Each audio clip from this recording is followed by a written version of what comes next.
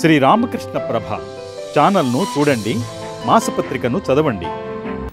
మన సనాతన ఋషులు భగవంతుని ఉనికిని అనుభవంలోకి తెచ్చుకోవడానికి వాళ్ళు వేసిన మార్గం చూస్తే చాలా విశాలంగా కనిపిస్తుంది.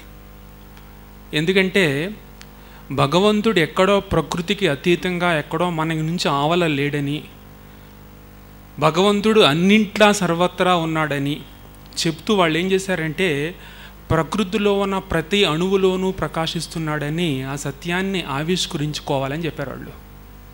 చెప్పి ఏమన్నారంటే భాగవతంలో ఒకటి ఉంటుందన్నమాట, అందుగలడని ఇందు లేడని సందేహం వలదు, ఎందెందు వెతికినా అందెందేగలడు ఆ చక్రి సర్వోపగతండు అని చెప్పారు. సో అక్కడ ఏం చెప్పారంటే అక్కడ ఎక్కడని వెతుకుతావు భగవంతుడు, ఇక్కడున్నాడా ఇక్కడున్నాడు, అక్కడున్నాడా అక్కడున్నాడు, అక్కడున్నాడు ఇక్కడున్నాడు, ఇక్కడున్నాడు ఎక్కడున్నాడు అని వైడ్ స్పెక్ట్రమ్ అనమాట. అంచేత భారతీయ సనాతన ఋషులు మీరు వాళ్ళు పూజించే విధానం చూస్తే వాళ్ళు అప్పట్లో ఏంటంటే ప్రతిభలను పెట్టి వాళ్ళు పూజించలేదు, చెట్టుల్ని పుట్టల్ని పూజించే సంప్రదాయం అనమాట. అంచేతే నదులకి పూజించే సంప్రదాయం, చెట్టుల్ని పూజించే సంప్రదాయం, పుట్టల్ని పూజించే సంప్రదాయము భారతీయ సనాతన ధర్మంలో మిళితమైపోయింది.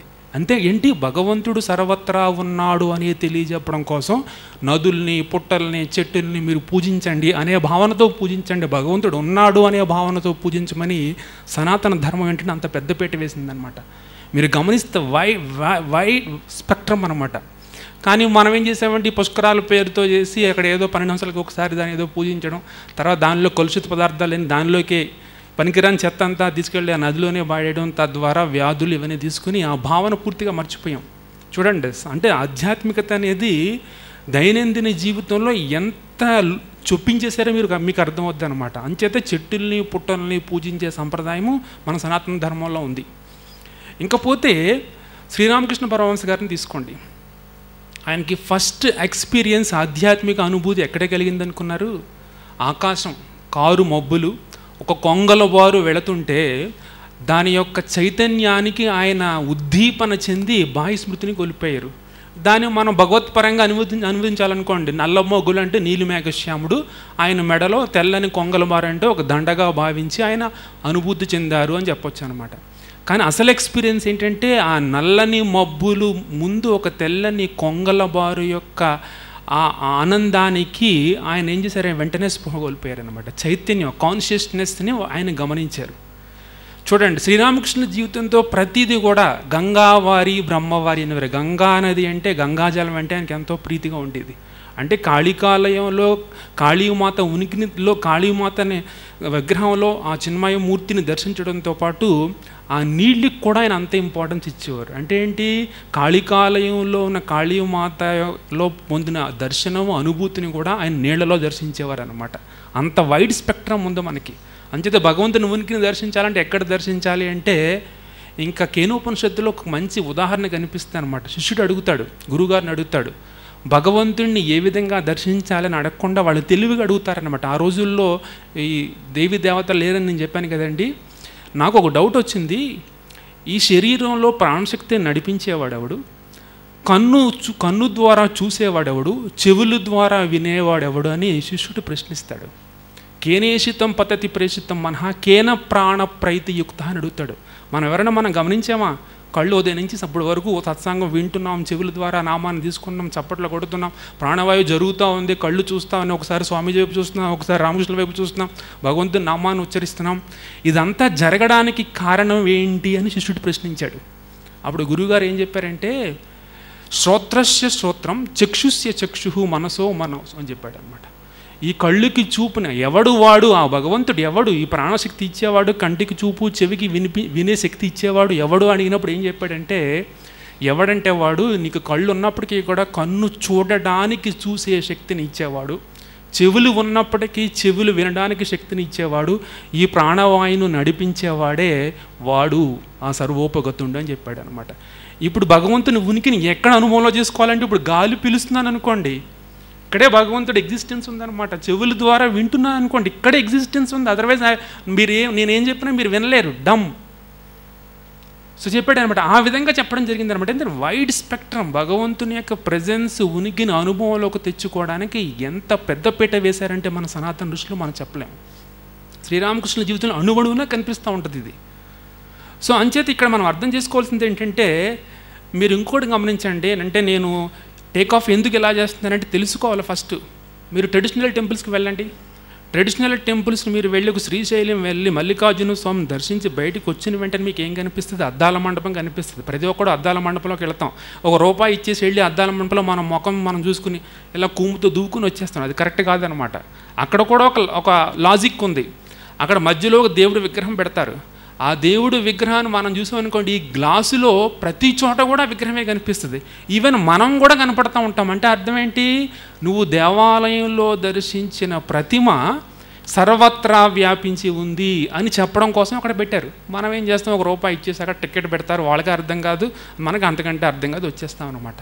అంటే అర్థం ఏంటి? భగవంతుని యొక్క ఉనికిని సర్వవేళలా అన్ని చోట్ల అనుభవంలోకి తెచ్చుకునే విధంగా మన సనాతన ఋషులు, మనకు వైదిక సంస్కృతి చక్కగా ప్లాన్ చేసిందనమాట. దాన్ని గుర్తించాలి.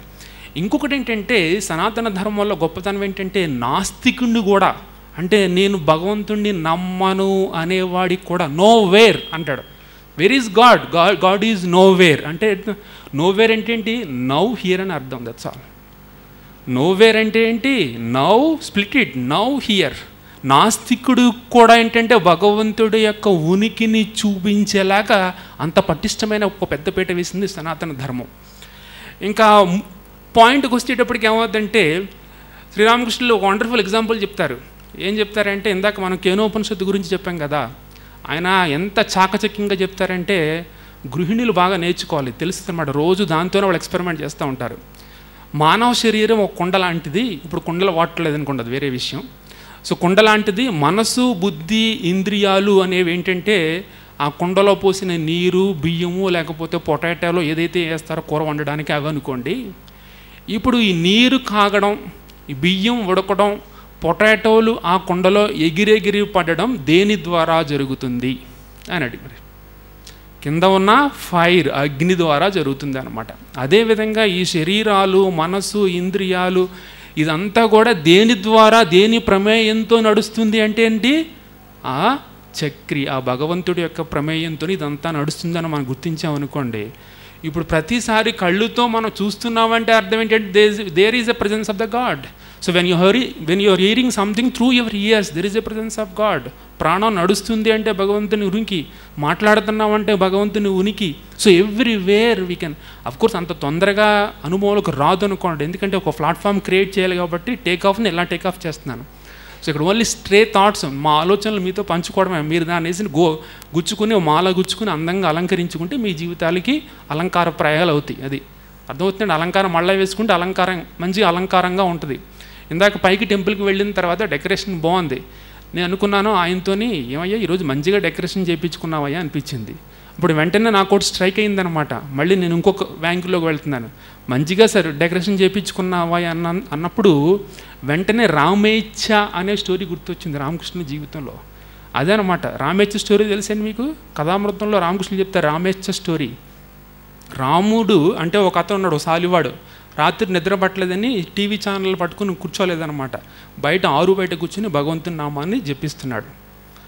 వెంటనే దొంగలు చూసి ఏదో ఎక్కడో రాబరీ చేసి వాళ్ళు మూటలు మోయలేకపోతున్నారనమాట. వెంటనే అతను ఖాళీగా ఉన్నాడు కదా, నడు మాతో పాటు నాడు అన్నారు. వెంటనే ఆ మూటలు కాస్త ఆయన మీద వేసి తీసుకెళ్లారు. ఎక్కడో పోలీసులు పట్టుకున్నారు. పోలీసులు పట్టుకుంటే ఇతను అప్పచెప్పేసి దొంగలు పారిపోయారు. ఈయన మేజిస్ట్రేట్ దగ్గరికి హాజరుపరిచారు పోలీసులు. అతను ఏం చెప్పాడు? అంతా చూడండి, అక్కడ కూడా ఏంటంటే భగవంతుని ఇచ్చే మేరకే నడుస్తుందని మనం స్టోరీ చెప్పుకున్నప్పటికీ కూడా అక్కడ భగవంతుని యొక్క ఉనికినే ఫీల్ అవుతున్నాడు ఆయన. That's all. అర్థమవుతుందండి? భగవంతుని ప్రజెన్స్ అంటే అర్థం ఏంటంటే రామకృష్ణులు మన పక్కన నిలబడతారో ఒక రూపంలో అనుకోక్కర్లేదు. భగవంతుని నామాన్ని మనం తలుచుకోవడం కూడా, నామం రూపం రెండు వేరు వేరు కాదు కాబట్టి భగవంతుని నామాన్ని తలుచుకోవడం కూడా భగవంతుని యొక్క ప్రజెన్స్ని ఫీల్ అవ్వడమే లెక్క. కానీ అన్ఫార్చునేట్లీ మరి మనం భగవంతుని నామాన్ని తెలుసుకున్నప్పుడు ఫీల్ అవుతామో లేదన్నది ఎవరికి వాళ్ళు తెలుసుకోవాలి. మెజిస్ట్రేట్ ముందు హాజరుపరిచినప్పుడు ఆయన చెప్పిన తీరేంటి చూడండి. సో అక్కడ రకరకాల సర్కమస్టెన్స్ జరిగినాయి, అడ్వర్స్ సర్కమస్టెన్సెస్ కూడా జరిగింది. పాపం నిద్ర పట్టక భగవంతుని నామాన్ని చెప్పుకుందామని ఆరు బయట కూర్చుంటే అతను ఏం చెప్పాడు, నేను రాత్రంతా మగ్గం నేస్తున్నాను రామేచ్ఛ వలన. అక్కడ కూడా రామేచ్ఛ వల్లనే మగ్గం నేస్తున్నాడు. ఎందుకంటే ఈ చేతులు ఆడాలంటే ప్రాణం ఎవరిచ్చారు, అతనే ఇవ్వాలి. అర్థమవుతుందండి. అక్కడ కూడా మళ్ళీ కేనోపనిషత్తుని కనెక్ట్ చేస్తున్నాను. సో రామేచ్ఛ వలన భగవంతుని నామాన్ని నిద్ర పట్టకపోతే ఆరు బయట కూర్చొని భగవంతుని నామాన్ని ఉచ్చరిస్తున్నాను. రామేచ్ఛం వలన కూడా దొంగలు ఇలా రావడం జరిగింది. ఎందుకంటే దొంగలు నడవడానికి కూడా రామేచ్ఛే. అర్థమవుతుందండి. అంతే మీరు నడిచే వాళ్ళందరూ కూడా భగవంతుడే. దొంగలకు అందరికీ నడకిచ్చేది భగవంతుడేనంటే ఆ భగవంతుడుకి డిటాచ్డ్గా ఉంటాడు. ఇది పాయింట్ గుర్తుపెట్టుకోవాలంటే. సో నా ద్వారా ఒక తప్పు పని చేయించేటండి భగవంతుడే కదా చేయించింది అంటే when you go to that state definitely you feel that. అర్థమవుతుందా? ఇప్పుడు ఈ లైట్ ముందు ఇప్పుడు మనం క్లాస్ చెప్పుకుంటున్నాము, ఇంకోటి ఫోర్జరీ చేయొచ్చు. లైట్కి ఏమైనా సంబంధం ఉందా? సంబంధం ఉంటుందన్నమాట. అక్కడ ఒక చాలా తత్వం ఇమిడి ఉంది, దాన్ని పక్కన పెట్టండి. ఇక్కడ అర్థం ఏంటంటే ఈ రామేచ్ఛ వలన దొంగలు వచ్చారు, రామేచ్ఛ వలన నన్ను పట్టుకున్నారు, రామేచ్ఛ వలన మేజిస్ట్రేట్ ముందు ఆధారపరిచారు. ఇదంతా చూసిన తర్వాత విన్న తర్వాత ఈయన సజ్జనుడని అతను జైలు నుంచి రిలీజ్ చేసిన తర్వాత మళ్ళీ ఏం చేశారు, రామేచ్ఛ వలన మేజిస్ట్రేట్ నన్ను నిర్దోషిగా పెట్టి వదిలిపెట్టాడు. సో ఇక్కడ ఎవ్రీ మూమెంట్ ఆఫ్ యాక్షన్, ప్రతి యాక్షన్లో కూడా ఏం ప్రజెన్స్ ఉంది, భగవంతుని ప్రజెన్స్ అనుభవంలోకి తెచ్చుకోవడం అనమాట. అర్థమవుతుంది. సప్లై అట్ టేబుల్ అంటారు. That is a book called Peace Pilgrim. అందులో ఏం చెప్తారంటే భగవంతుని ఉనికిని అనుభవంలోకి తెచ్చుకోవడం ఏంటంటే constant prayers, constant thinking of God. ఇదంతా కూడా భగవంతుని ఉనికిని అనుభవంలోకి తెచ్చుకోవడం అని చెప్తారు. Supply at table. So food శరీరానికి ఏం సప్లై చేస్తాము, ఫుడ్ సప్లై చేస్తాం. అదేవిధంగా మనసుకి ఏంటంటే always we have to supply something. ఆ ఫుడ్, ఆ స్పిరిచువల్ ఫుడ్ని సప్లై చేయగలిగితే ఏమవుతుందంటే ఎవ్రీ మూమెంట్ ఆఫ్ యాక్షన్ మనం ఏం చేస్తాము, ఆ భగవంతుని ఉనికిని అనుభవంలోకి తెచ్చుకుంటాం. అనుభవంలోకి తెచ్చుకోవాలంటే అంత ఈజీగా జయరేది కాదు. ఎందుకంటే ఇద్దరు స్వామీజీలు చెప్పారు, అన్లెస్ మనసులో పవిత్రత, హృదయ పవిత్రత రానంత వరకు భగవంతుని అనుభవంలోకి తెచ్చుకోలేము. ఒక స్టోరీ ఉంది. ఆ స్టోరీ ఏంటంటే ఒక గురువు గారు శిష్యుడికి, ఇద్దరు శిష్యులు ఉన్నారు, ఇద్దరో ముగ్గురో, వాళ్ళందరికీ అట్టిపండు ఇచ్చి ఏమన్నారంటే ఎవరు లేని చోట వెళ్ళి తినేసి రండి అన్నారనమాట. మొత్తం 4 శిష్యులకి 4 అట్టిపండ్లు ఇచ్చి మీరు ఎవరు లేని చోటకి వెళ్ళి తినేసి రండి అన్నారు. అప్పుడు వీళ్ళు ఏం చేశారంటే శిష్యులు, ఒకడేమో గదిలోకి వెళ్ళి తలుపు వేసేసుకుని తినేశాడు, మరొకడు ఏం చేశాడంటే టెర్రస్ మీదకి వెళ్ళి ఎవరు చూడలేదని తినేశాడు, ఇంకొకడు ఏం చేశాడంటే బాత్రూంలోకి వెళ్ళి తినేశాడు. ఈ 4వ వాడు ఏం చేశాడంటే వెనక్కి తెచ్చేసాడు అనమాట. వెనక్కి తెచ్చేస్తే నువ్వు ఎలా తిన్నావరా అంటే నేను గదిలోకి వెళ్ళి తలుపు వేసుకున్నాను, నన్ను ఎవరు చూడలేదు నన్ను తినడం అన్నాడు అనమాట. ఇంకొకడు ఏమన్నాడంటే చెప్పాడు, నన్ను ఎవరు చూడలేదు నేను తినడం అన్నాడు అనమాట. ఈ 4వ వాడు ఏం సమాధానం చెప్పాడంటే ఎవరు చూడని ప్లేసే నాకు కనపడలేదు నాన్నగారు అని చెప్పాడు అనమాట. అర్థమవుతుందండి. ఎవరు చూడని ప్లేస్ ఎక్కడంటే అన్ని చోట్ల భగవంతుడిని గాంచుతున్నప్పుడు, ఈ చరాచర జగత్తు భగవంతుడే వ్యాపించి ఉన్నప్పుడు ఇంకెక్కడ లేడని చెప్తాము. అంచేత నేను తినలేదని చెప్పాడు అనమాట. ఎప్పుడు వస్తుందంటే మనలో హృదయ పవిత్రత కలిగినప్పుడే వస్తుంది తప్ప అంతవరకు రాదు.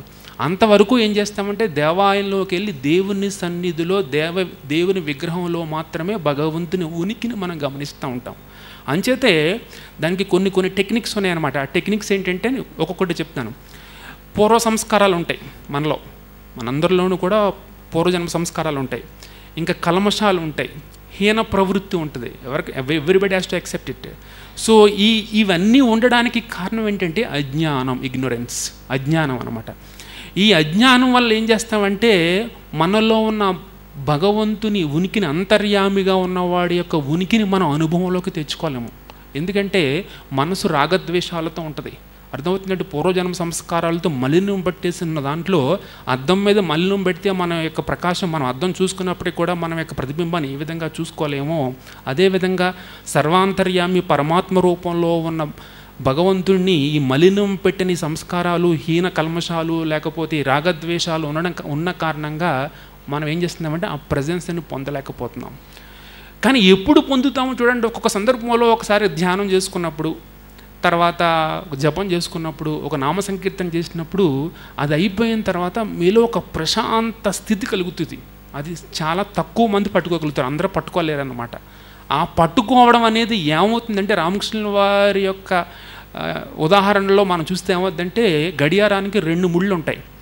ఆ 2 ముళ్ళు ఏదో ఒక సందర్భంలో చిన్న ముళ్ళు పెద్ద ముళ్ళు కలుస్తూ ఉంటాయి. అర్థం 12 అయినప్పుడు కలుస్తాయి, అర్థమవుతుందండి. లేకపోతే 6:30 ఈ పెద్దముళ్ళు 6:30కి కలిసిన ప్రతిసారి కలుస్తూనే ఉంటాయి, గంటకు ఒకసారైనా కలుస్తూనే ఉంటాయి. అంటే అర్థం ఏంటి? ఈ జీవుడు లోపల ఉన్న పరమాత్మ సన్నిధికి వెళుతున్నాడని అర్థం. అప్పుడు ఆ ప్రశాంతత అనుభవంలోకి వస్తానమాట. ఇది పాయింట్ అక్కడ. అర్థమవుతుందండి. అదేవిధంగా ఈ జపం చేసినప్పుడు, సాధన చేసినప్పుడు, ప్రార్థన చేసినప్పుడు కూడా ఏమవుతుందంటే ఈ మనసులో నిశ్చల స్థితి కలుగుతుంది. అంటే అర్థం ఏంటి? ఈ జీవుడు అనేవాడు పరమాత్మ సన్నిధికి వెళ్ళాడని అర్థం. That's all. ఆ 2 ముళ్ళు ఎప్పుడైతే ఒకసారి కలుస్తాయో గడియారంలో, ఆయన ఎగ్జాంపుల్ చూడండి ఎలా ఇస్తారో మాస్టర్. ఎవరు చెప్తారు? ఈ మనం చూస్తూ ఉంటాం గడియారం ఇంట్లో టింగు టింగు టింగు కొడతానే ఉంటుంది. ఆ రోజుల్లో గడియారం ఉందో లేదో కూడా తెలియదు, ఏదో ఏ కొద్ది గడియారాలు ఆ గడియారంలోనే చెప్పగలిగాడు ఆయన. సో అదేవిధంగా ఆ ప్రశాంతత మనకి ఇప్పుడు అనుభవంలోకి వస్తుందంటే ఎప్పుడైతే ఈ జీవాత్మ పరమాత్మ సన్నిధి మాత్రం చేత అప్పుడు ఈ ప్రశాంతత అనుభవంలోకి వస్తుంది. అంటే అర్థం ఏంటి? సో నేను భగవంతుని ఉనికిని అనుభవంలోకి తెచ్చుకున్నానని అర్థం. తెచ్చుకోవడానికి మనం ఏం చేస్తున్నామంటే సాధన చేస్తున్నాం. ఈ సాధన చేయడం ఎందుకు చేస్తున్నామంటే మనలో ఉన్న హీన ప్రవృత్తి, పూర్వ సంస్కారాలు ఇవన్నీ పోవడానికి చేసే ప్రక్రియ అంతే. కానీ ఆల్రెడీ సర్వాంతర్యామి మనలో ఉన్నాడు, చుట్టూ ఉన్నాడు. కానీ చుట్టూ ఉన్న వాతావరణంలో మన ఎదుటి వ్యక్తిలో మనం చూడలేకపోతున్నాం. ఫస్ట్ మనలోనూ గుడిలోనూ దర్శించే ప్రయత్నం చేయాలి. చాలామంది రాగద్వేషాలతో ఉంటారనమాట. నేను మొన్న ఒక 10 days బ్యాక్ ఒక వ్యక్తితో మాట్లాడుతున్నాను అక్కడ టెంపుల్ ముందు. సో ఆ టెంపుల్ ముందు ఆ వ్యక్తితో మాట్లాడుతున్నప్పుడు ఇంకొక అతను వచ్చి ఆ వ్యక్తికి నమస్కరించాడు. ఈయన ఆయన వైపుకి కూడా చూడలేదన్నమాట. అప్పుడు నాకు బాధ అనిపించింది. అట్లీస్ట్ విష్ చేయొచ్చు కదా. ఆయన ఉండబట్టలేక అడిగేశాను, ఏమండి మిమ్మల్ని వచ్చి విష్ చేశాడు కదా, ఎందుకు మీరు ఆయనకి విష్ చేయలేదని అడిగాను. ఆయనకి నాకు పడదండి, ఆయన నన్ను తిట్టాడండి ఎప్పుడో 10 years బ్యాకో 1 year బ్యాకో తిట్టింది, ఇంకా ఆ సంస్కారాన్ని ఈయన క్యారీ చేస్తున్నాడు అనమాట. అప్పుడు మనం ఎదుటి వ్యక్తిలో ఉన్న పరమాత్మ ఏ విధంగా దర్శించగలుగుతాం? దర్శించలేం కదండి. అంచేత ఇక్కడ ఏమంటే ఆ పూర్వజన్మ సంస్కారాలు, ఆ రాగద్వేషాలు, ఆ హీన సంస్కారాలు వీటిని అన్నింటినీ తీసే ప్రక్రియలో భాగంగా constant remembrance of God is important. అర్థమవుతుందండి. అంచేతే ఈ ఈశావాస్యోపనిషత్తులు ఏమంటాడంటే ఎవరైతే అన్ని జీవుల్లోనూ పరమాత్మ దర్శనాన్ని అనుభవంలోకి తెచ్చుకుంటారో వాళ్ళకి మోహం కానీ శోకం కానీ ఉండదని చెప్తాడనమాట. ఏమి ఉండదన్నమాట. మనకి రాగద్వేషాలు మనకి ఉన్నాయంటే ఒక వ్యక్తి పట్ల రాగము, మరొక వ్యక్తి పట్ల దేశభావన మనం ప్రదర్శిస్తున్నామంటే కారణం ఏంటంటే the theme behind it we have forgotten. ఆ స్పిరిచువల్ టచ్ లేదనమాట. ఆ స్పిరిచువల్ టచ్ ఉంటే ఏమవుద్దంటే మన వ్యక్తిగత సంబంధాలు కూడా ఆధ్యాత్మిక సంబంధంగా ఉండాలి తప్ప దానికి మామూలు మానవీయ సంబంధాలతో వ్యక్తిని ప్రేమిస్తే ఏమవుద్దంటే మనం జారుకుంటాం, ప్రమాదంలో చిక్కుకునే ప్రమాదంలో పడతాం. సో అదేవిధంగా ఇక్కడ ఏమన్నాడంటే మనం చేసే జపధ్యాన స్థితి ఉదయం సాయంకాలం చేస్తాం, అది భగవంతుని ఉనికిని అనుభవంలోకి తెచ్చుకోవడానికి మొదటి స్టెప్ ఏంటంటే మనం ఉదయం సాయంకాలం చేసే ప్రార్థన జపధ్యానాలని రోజంతా నిలుపుకోవాలండి. అది మెయిన్ పాయింట్ అన్నమాట. ఆ ప్రశాంతతని ఉదయం 1 గంట సేపు, సాయంకాలం 1 గంట సేపు చేసామనుకోండి, మిగతా టైంలో కూడా ఆ ప్రశాంత స్థితిని నిలుపుకోవాలి. ఎందుకంటే మనకి జపధ్యానాలు అయిన తర్వాత ప్రశాంతంగా ఉంటాము. ఆ ప్రశాంత స్థితిని మనం ఎప్పుడూ నిలుపుకోవాలి అంటే అర్థం ఏంటంటే ప్రతి పనిలోనూ కూడా భగవంతుని భావనతో చేయాలి, భగవద్భావనతో చేయాలి. భావేన లభతే సర్వం భావేన దేవదర్శనం, భావేన లభతే జ్ఞానం తస్మాత్ భావానులంబనం. ఎవ్రీవేర్ భావనతో చేయాలన్నమాట. అంచేతే దాన్ని ఏమంటారంటే యజ్జత్ కర్మ కరోమి తత్తదఖిలం శంభోతవారాధనం. నేను ఏ పని చేస్తున్నప్పటికీ కూడా ఆ శివుడికి పూజ అనే భావనతో చేసినప్పుడు కూడా భగవంతుని ఉనికిని అనుభవంలోకి తెచ్చుకున్నట్టే లెక్క. అర్థమవుతుందండి. ఎవ్రీ యాక్షన్ మీరు ఏ పని చేసినా సరే, లేదంటే మాకు పని చేస్తున్నప్పుడు మేము పనిలో మునిగిపోతున్నాం తప్ప భగవంతుని ఉనికిని మేము అనుభవంలోకి తెచ్చుకోలేకపోతున్నాము అన్నాం అనుకోండి, పని మొదట్లో, పని అయిపోయిన తర్వాత చివరిలో పరమేశ్వర ప్రీత్యర్థం అనే భావన మనసులో ఉంటే చాలు. దానివల్ల ఏమవుతుందంటే నాలో ఉన్న అహంకారాన్ని, ఇప్పుడు ఇందాక ఎవరో చెప్పారు, నాలో ఉన్న అహంకారాన్ని నేను చేస్తున్నాను అనే అహంకార భావాన్ని నేనేం చేస్తున్నానంటే దివ్యత్వంలో విలీనం చేసేస్తున్నాను. విలీనం చేసి నేను చేసే పడే శ్రమనే ఒక నివేదనగా భగవంతుడికి అర్పిస్తున్నాను. అర్థమవుతుందండి. సో నాలో నేను చేస్తున్నాననే అహంకార భావాన్ని దివ్యత్వంలో లీనం చేసి నేను పడే ఒక శ్రమని ఒక నివేదనగా భగవంతునికి అర్పిస్తున్నాను. అంటే ఏమవుతుంది, పొద్దుట సాయంకాలం మనం చేసే ఉపాసనతో పాటు దైనందిన జీవితంలో ప్రతి కార్యంలోనూ కూడా భగవంతుని ఉనికిని అనుభవంలోకి తెచ్చుకోవడానికి ఇది ఒక ప్రక్రియ. అది తర్వాత ఇంకొకటి ఏంటంటే, మనం ఇంకొకటి ఏం చేస్తాము, ఒక కామ్నెస్ ఆఫ్ ది మైండ్ అంటామండి. మనసులో మీరు ఎప్పుడైనా జపధ్యానాలు చేసినప్పుడు, నాకు ఈ ప్రశ్న మిమ్మల్ని అందరిని అడగాలనిపిస్తుంది, జపధ్యానాలు చేసినప్పుడు మీరు ఒక ప్రశాంతతని అనుభవంలోకి తెచ్చుకుంటారా? ఆ అనుభవంలోకి తెచ్చుకున్నప్పుడు మీరు అక్కడే భగవంతుని ఉనికిని మీరు అనుభవంలోకి తెచ్చుకున్నట్లు లెక్క. ఆ ప్రశాంతతే భగవంతుని ఉనికి. మీరు ఈ ప్రశాంతతని మీరు ఎప్పుడు అనుభవంలోకి తెచ్చుకోవాలంటే అక్కడ జరగాల్సింది ఏంటంటే, మీరు చేసే జప సాధనల ద్వారా మనసుని ఇంకా మోర్ అండ్ మోర్ హృదయాన్ని పవిత్రం చేస్తున్నారు.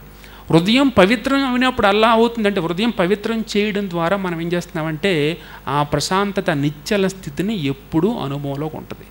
కానీ చూడండి, ప్రశాంతమైన నదిలో ఒక రాయి వేస్తే ఏమవుతుంది, అలజడి చాలాసేపు గంటల వరకు దాని అలజడి ఉంటుంది అన్నమాట. ఆ నిలకడ స్థితి తగ్గదు. అదేవిధంగా మనం ఈ రాగద్వేషాలతో ఆ మనసులో ఎప్పుడు కూడా చిన్న చిన్న గులకరాళ్ళు వేయడం వల్ల ఏమవుతుందంటే ఆ ప్రశాంతతని, ఆ నిశ్చల స్థితిని అనుభవంలోకి తెచ్చుకోలేకపోతున్నాం అని అర్థం. అది పాయింట్.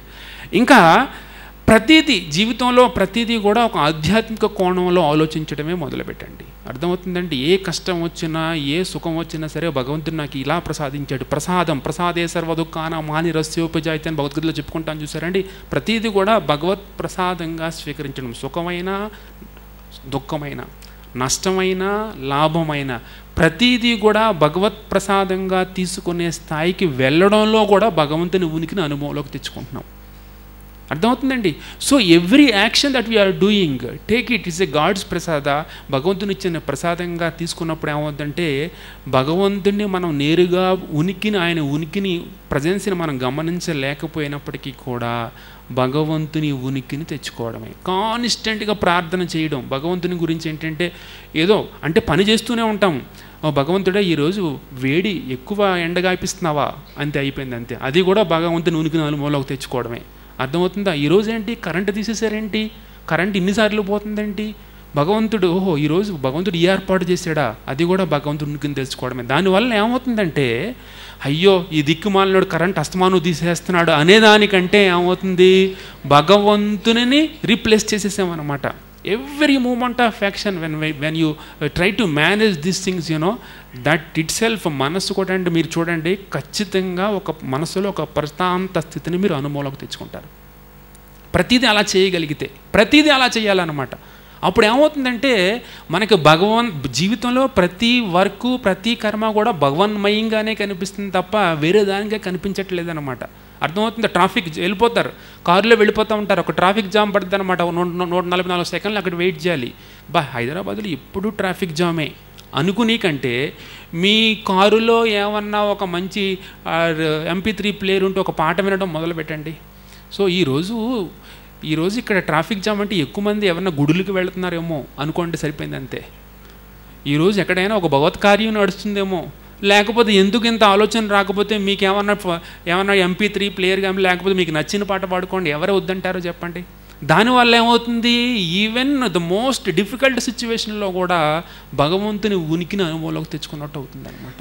ఇంకెలా చేయగలుగుతాం అనుకుంది. That is what the spiritualising everyday life అంటారనమాట. దైనందిన జీవితాన్ని ఆధ్యాత్మికమయం గావించుకోవడమే భగవంతుని ఉనికిని అనుభవంలోకి తెచ్చుకోవడం.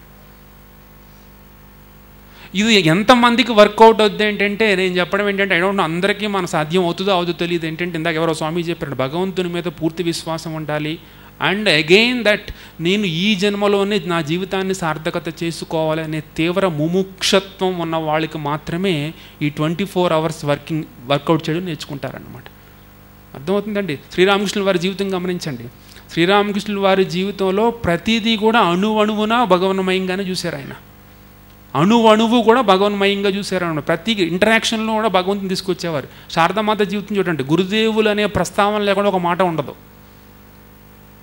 సో తర్వాత ప్రజెన్స్ ఆఫ్ గాడ్ని అంటే భగవంతుని ఉనికిని అట్లీస్ట్ మనం ఇంత స్పెక్ట్రంలో ఊహించకపోయినప్పటికీ కూడా టెంపుల్కి వెళ్ళిన తర్వాత మాత్రం ఖచ్చితంగా నేర్చుకోండి. ఫస్ట్ థింగ్ అర్థమైంది. When you go to temple టెంపుల్కి లోపల అంటే గర్భగుడిలో ముందు నమస్కారం పెట్టడం కాదండి, ఇక్కడ మెట్లు ఎక్కడం దగ్గర నుంచి మఠంలో ప్రవేశించిన దగ్గర నుంచి కూడా మీరు ఆ భగవంతుని రామకృష్ణుల వారి యొక్క దివ్య మహిమని అవగతం చేసుకుని నడవడం మొదలుపెట్టామనుకోండి. There are people I have seen here in the math ప్రమిస్లో చూశాను అనమాట. వాళ్ళు నడుస్తూ ఉంటారు భగవంతుని. మేము బెలూరు మఠలో అది వెళ్తున్నప్పుడు చాలామంది చెప్పులు వేసుకోవడం కూడా భయపడతారండి. ఎందుకంటే ఇక్కడ రామకృష్ణుల వారి నడయాడిన ప్రదేశం అనే భావన కాస్త ఏం చేస్తారంటే చెప్పులు వేసుకోవడానికి కూడా భయపడుతూ ఉంటారు. అంటే అంత ఎక్స్ట్రీమ్కి వెళ్ళకపోయినప్పటికీ కూడా at least that idea it self, ఆ ఐడియా రామకృష్ణ మా ప్రాంగణంలోకి వచ్చాము, రామకృష్ణ మఠ ప్రాంగణంలోకి వచ్చాము, ఇది ఒక పవిత్రమైన స్థలం. సో నా ఆలోచనలు నా మనసు అంతా కూడా భగవత్మయంలో ఉండాలి, కొలిచే దిశగా నడవాలి అనే ప్రార్థనతో మనం సంస్కరించుకున్నాం అనుకోండి. మఠంలోకి వచ్చిన తర్వాత అడుగులు వేయడం కూడా ఏం చేస్తామంటే చక్కగా పడతాయి, రిథమిక్గా పడతాయి. అంటే మీరు ఇంకోలాగా ఊహించకండి, రిథమిక్గా పడతాయి అంటే నృత్యం చేస్తాను, నృత్యం కూడా చేయొచ్చు. భగవంతునిలో లయం అయిపోతే నృత్యం కూడా చేయొచ్చు, అది వేరే విషయం. సో మనం వేసే అడుగుల్లో కూడా ఇది రామకృష్ణుల వారు నడయాడిన ప్రదేశం, భగవంతుడు సర్వత్రా ఉంటాడు, భగవంతుడు అన్ని చోట్ల ఉంటాడు అనే భావన కాస్త అట్లీస్ట్ భావన నిజంగా whether your experiencing or not, I don't know, we don't know. అంచేతే భావేన లభతే సర్వం భావేన దేవదర్శనం. అంచేతే ఈవెన్ గుడికి వెళ్ళినప్పుడు కూడా రామకృష్ణ విగ్రహంలో మన భావనే చేస్తాం, నిజంగా దర్శిస్తామా? ఆ మృణమయ మూర్తిలో చిన్మయ మూర్తి ఉన్నాడు అనే భావన కాస్త మనకి శాంతినిస్తుంది, ఆనందాన్ని ఇస్తుంది అనమాట. సో అదేవిధంగా జీవితంలో ఎవ్రీ మూమెంట్ ఆఫ్ లైఫ్లో కూడా ప్రతి యాక్షన్లోనూ ఈ శరీరం ద్వారా ప్రాణం శ్వాస ఆడుతుంది అనుకోండి, సో వర్షం పడుతుంది అనుకోండి, లేకపోతే ఆకాశాన్ని చూసామనుకోండి, ఎవ్రీవేర్ ఒక భగవంతుని యొక్క వైభవాన్ని విభూతిని అనుభవంలోకి తెచ్చుకుంటే ఏమవుద్దంటే ఉదయం సాయంకాలం కూడా మనం కూర్చే జపధ్యానాలు ఎంత ఫలితాన్ని ఇస్తాయో ఈ భగవంతుని ఉనికిని అనుభవంలోకి తెచ్చుకోవడం కూడా ఏమవుతుందండి. ఏముంది ఇంక వేరేది ఏముందండి, ఇంక వేరేది ఆలోచించే టైం ఎక్కడ ఉంటుంది మనకి? సో ఎవ్రీవేర్ వర్షం పడిందా, ఈరోజు భగవంతుడు వర్షం అనుగ్రహించాడు. సో ఆకాశం మబ్బులు ఉన్నాయి అనుకోండి, చూడండి మబ్బులు కొంగలు బారు పోతుంది అనుకోండి, చూడండి రామకృష్ణుల వారి జీవితాన్ని చూడండి. సింహాన్ని చూసారనుకోండి, వెంటనే సింహం చూస్తే బాగుంది, ఏ అలీపూర్ నుంచి వచ్చిందని నెహ్రూ జులాజికల్ పార్క్ నుంచి వచ్చిందని మనం అనుకుంటాం. ఆయనకి సింహవాహిని కనకదుర్గాదేవి గుర్తొచ్చేది. ఎవరో త్రిభంగిగా నిలబడి మురళి వాయిస్తుంటే ఓ భలే వాయిస్తున్నాడు, చౌరాషిలాగా వాయిస్తున్నాడు అనుకోలేదు ఆయన. ఆయన ఏమనుకున్నారంటే శ్రీకృష్ణుడు గుర్తొచ్చాడు. సో అలాగే ఏమవుద్దంటే అది తొందరగా రాకపోయినప్పటికి కూడా దాన్ని మనం సంస్కరిస్తున్నాం, ప్రార్థన, భగవంతుని నామము, వీటితో దాన్ని సంస్కరిస్తున్నాం. కాబట్టి ఆ మనసులో ఏర్పడిన హృదయ పవిత్రత కలిగినప్పుడు సర్టెన్ థింగ్స్ ఇవన్నీ కూడా మనకు ఆటోమేటిక్గా కలుగుతాయి. ఆ కలగట్లేదంటే దానికి తోడు ఏంటంటే మనం ఈ భావాన్ని కూడా అలవరుచుకున్నాం అనుకోండి. అలవరుచుకున్నప్పుడు ఏమవుతుందంటే ఎక్స్ట్రా మైలేజ్ అనమాట. యాక్చువల్లీ రామకృష్ణుల వారి నామంలోనే ఎక్స్ట్రా మైలేజ్ ఉంది, రామకృష్ణ రామకృష్ణ. ఇది డ్యూయల్ సిమ్ కూడా కాదు, ఇది 3 సిమ్ములు ఏమంటారు నాకు తెలియదు, అర్థమవుతుందా? అంచేత ఏంటంటే ఒక్కసారి నామాన్ని ఉచ్చరించినంత మాత్రాన రామకృష్ణ రామకృష్ణ ముగ్గురేంటి సకల దేవీ దేవతలు అందులోనే ఉన్నారు. ఒక నామాన్ని ఉచ్చరించినంత మాత్రానే సకల దేవీ దేవతల నామాన్ని ఉచ్చరించినట్లే అవుతుంది. కానీ ఆ భావన కాస్త ఇంకా మరింత విస్తరించేమనుకోండి, అప్పుడు ఏమవుద్దంటే జీవితంలో ప్రతి అడుగు కూడా ఒక చైతన్యంతో కూడిన అడుగుగా మారి భగవంతుని ఉనికిని అనుభవంలోకి తెచ్చుకుని ఏం చేస్తామంటే జీవితంలో చేసే ప్రతి యాక్షన్లో యద్యత్ కరోమి అంతా కూడా శివారాధన అనే భావనతో చేయడం వల్ల ఏమవుద్దంటే జీవితంలో మనకి రాగద్వేషాలు లేని ఒక స్థితిని పొందుతాము, ఒక నిశ్చల స్థితిని పొందుతాము, ఒక ప్రశాంత స్థితిని 24 గంటల అనుభవంలోకి తెచ్చుకోవడం వల్ల ఏంటంటే ఆ భగవంతుని ఉనికిని అనుభవంలోకి తెచ్చుకుంటూ జీవితాన్ని సార్థకత చేసుకుంటాము. సో ఆ విధంగా మన జీవితాలను సార్థకత చేసుకోవాలి. అందరం ఖచ్చితంగా మన జీవితాన్ని సార్థకత చేసుకోవాలి. ఆ సార్థకత చేసుకోవడానికి శ్రీరామకృష్ణులు, మాతా శారదాదేవి, స్వామి వివేకానంద కృపాశిష్యులు మనందరి మీద ఉండాలని కోరుకుంటూ ముగిస్తున్నాను.